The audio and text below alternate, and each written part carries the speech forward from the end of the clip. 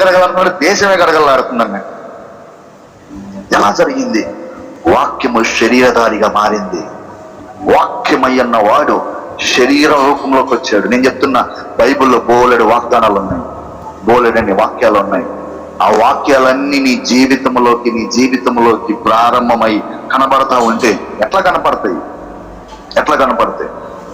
నువ్వు ఏదవని ఎలా జరగని నీకు మాత్రం వాక్యమే ఇంపార్టెంట్. ఆమె నేను చెప్తున్నాను కదా, ₹1,00,000 అప్పులు ఉన్నా కూడా నువ్వు అప్పులు ఉన్నట్టుగా చూసుకోవద్దు. దేవుని వాక్యం ఏం చెప్తుందో దాన్ని చూసుకోమంటాను నేను. ఏం చెప్తుంది దేవుని వాక్యం? నువ్వు అప్పిస్తావు కానీ అప్పు తీసుకోమని చెప్తుంది.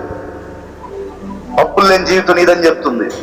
నీ బాస్ నేను ఇబ్బంది పెడుతుంటే, లేకపోతే నీ యొక్క ఇంట్లో నీ తల్లిదండ్రులు, కొంతమంది తల్లిదండ్రులు ఇబ్బంది పెడుతూ ఉంటారు పిల్లలని. నీ యొక్క ఇంట్లో పరిస్థితులు గందరగోళంగా నీ అత్తో నీ మామో నేను ఇబ్బంది పెడుతుంటే దేవుడు చెప్పాడు, నువ్వు తలగా ఉంటావు కానీ తోకగా ఉండవు అండి. ఏమేన్ అంటే నా బాస్ నన్ను ఇబ్బంది పెట్టేది నేను చూసుకోవట్లే, అది నాకు సంబంధం లేదు.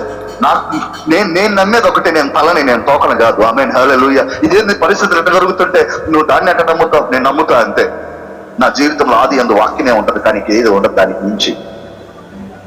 నేను దేని నమ్మను కూడా, దానికి మించి దేని నమ్మను కూడా నేను. ఎందుకంటే పరిస్థితులన్నీ ఒకరోజు మారిపోతాయి, దేవుని వాక్యం ఎప్పటికీ మారిపోతాయి. ఆమేన్, హల్లెలూయా. Situations may change, but word of God never change.